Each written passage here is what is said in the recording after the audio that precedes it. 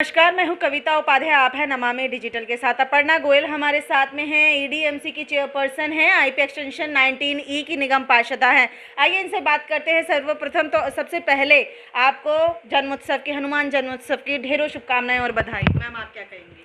Thank you Kavita ji. मैं आपके channel के माध्यम से सभी दर्शकों को, देशवासियों को, क्षेत्रवासियों को हनुमान जन्मोत्सव की बहुत बहुत शुभकामनाएं देना चाहती हूँ। और मैं प्रभु से प्रार्थना करती हूँ कि जिस प्रकार हनुमान जी ने संकल्प लेके अपने सभी कार्यों को पूर्ण किया, इसी तरह हम भी उनके जन्मोत्सव पर संकल्प लें कि हम अपने देश की अखंडता की रक्षा करेंगे और संकल्प को पूरा करने के लिए हम अपना योगदान दें। देश भर में आज उत्साह मनाया जा रहा है। आपने आज कैसे अपने वार्ड में उत्सव मनाया है? सबसे पहले मैंने तो गौ पूजन से स्टार्ट किया। आज मैंने गौ पूजन किया, फिर हमने सुंदरकांड का पाठ आरंभ किया, उसके बाद हमने भंडारा किया और भी पूरे दिन में बहुत सारे कार्यक्रम हैं। आज पूर्णमासी भी है तो हम भगवान सत्यनारायण की पूजन भी ज़रूर करेंगे। इन सब चीज़ों के साथ करते हुए भी हम अपने और कर्तव्यों को, जो हमारे नैतिक कर्तव्य हैं, जिम्मेदारियां हैं, उनको भी निर्वहन कर रहे हैं। हमारे यहाँ मेगा पीटीएम हो रही है स्कूलों में, जिसमें कोविड के बाद जब स्कूल खुले हैं तो बच्चों की नींव थोड़ी कमज़ोर हुई, क्योंकि कुछ बच्चे हमसे ऑनलाइन नहीं जुड़ पाए।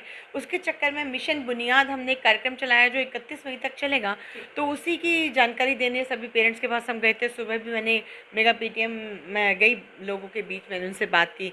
अभी भी 2 पीटीएम्स में और जाना है, तो ये कार्यक्रम दिन भर चल ही रहे हैं। कितना फ़ायदा होगा इस तरह की मीटिंग्स में? जैसे आपने बताया 2 साल पैंडेमिक के बाद बच्चे कहीं ना कहीं बेस उनका कमज़ोर हो चुका है और आपके स्कूल बेस ही बनाते हैं। बिल्कुल, आप बिल्कुल ठीक कह रही हैं। हमारे तो बुनियादी स्कूल है, प्राथमिक शिक्षा ही नगर निगम का पहला कर्तव्य है। और उस प्राथमिक शिक्षा में अगर हमने बुनियाद मजबूत रखी, तभी जिस बिल्डिंग की नींव मजबूत होती है तो इमारत शानदार बनती है।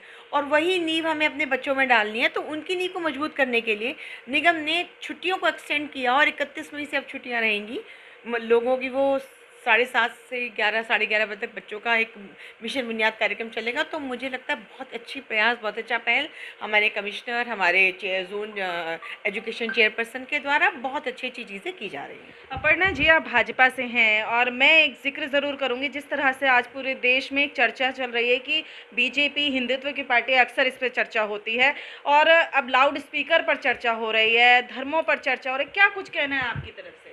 देखिए, बीजेपी हिंदुत्व की पार्टी है, बीजेपी हिंदुस्तान की पार्टी है। हिंदुस्तान इस शब्द में अपने आप बहुत कुछ छुपा है।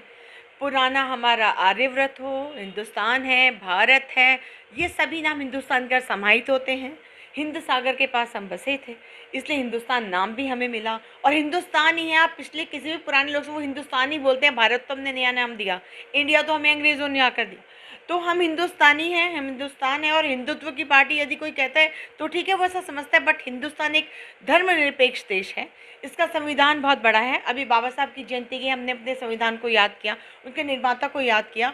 और उसके आधार पर इस देश में रहने वाले प्रत्येक वासी को यह अधिकार है कि वो अपने धर्म को चुन सके, स्वतंत्रता से उसकी पूजा अर्चना कर सके, इबादत कर सके, या अपनी चर्च में जाकर प्रेयर करे, या गुरुद्वारे में जाके मत्था टेकें। बिल्कुल, आपने सही कहा अपर्णा जी। लेकिन जिस तरह से लाउड स्पीकर पे चर्चा चल रही है कि अज़ान कहना है आपको अपने धर्म को इबादत करने के लिए, पूजा अर्चना करने के लिए जो भी तरीके आप अपनाते हैं ज़रूर अपनाइए। लेकिन इतना ज़रूर है कि उन तरीक़ों से आपके अड़ोसी पड़ोसी को परेशानी नहीं होनी चाहिए।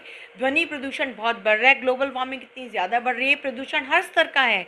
तो ध्वनि प्रदूषण को रोक लगाने के लिए एक डेसिबल होता है कि इससे ज़्यादा डेसिबल की आप आवाज़ ध्वनि नहीं करेंगे, वो चाहे अजान हो या हनुमान चालीसा। ठीक है। दोनों को अपनी हद में ही रहना होगा। ये दोनों इस देश में धर्म मानने वाले लोग रहते हैं। और अगर अजान होती है, निश्चित तौर पे अजान बहुत तेज़ ऊंची आवाज़ में होती है, तो जो बच्चे पढ़ रहे होते हैं या और कोई बीमार है, कोई परेशानी है, तो लोगों को लगता है। बट मेरा ये मानना है कि हमें उसे जोड़ के ऐसे नहीं देख रहे कि आप अजान करो इसलिए परेशानी है। आपका ध्वनि का जो डेसिबल वैल्यूम है वो बहुत ज़्यादा है, जिससे लोगों को उससे परेशानी होती है। वो चाहे हमारे इस्लाम धर्म के लोग हों, चाहे हमारे हिंदू भाई हों।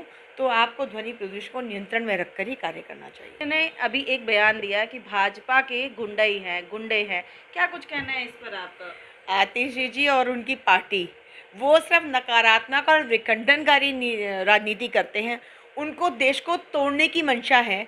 उन्होंने उन लोगों को गुंडई कहा जिन्होंने केजरीवाल जी के घर के बाहर विरोध किया था। उस विरोध प्रदर्शन में पुलिस उन्हें पकड़ के ले गई। वो संवैधानिक अधिकार था पुलिस का। पुलिस ले गई शांति बहाल करने के लिए, तो वो भी जेल गए। जेल के बाद जब वो निकल कर आए तो भाजपा ने अपने कार्यकर्ता का उसके इसमें गुंडे कहाँ से आ गए? जब तुम्हारे कार्यकर्ता विरोध करते तो सारे ही गुंडे भर रखे क्या तुमने अपनी पार्टी में? तो आशीष जी को समझना पड़ेगा भी गुंडे होते कौन है। भी गुंडे देंगे तो अपनी पार्टी उठा के देख लीजिए कितने गुंडे हैं। दिल्ली के जो दंगे हुए उसमें ताहिर हुसैन जो हमारा पार्षद था वो क्या वो गुंडा नहीं है? भाई गुंडे की परिभाषा क्या है? मुझे आतिशी जी पहले बता दें गुंडे की ये परिभाषा होती है, उसके बाद हम बताएंगे हमारे पार्टी के कार्यकर्ता क्या है। ठीक है, तो बहुत अच्छी चर्चा रही, आपने बात को सुना है। आप इस वीडियो को शेयर करें, कमेंट करें और नमामि डिजिटल देखते रहें।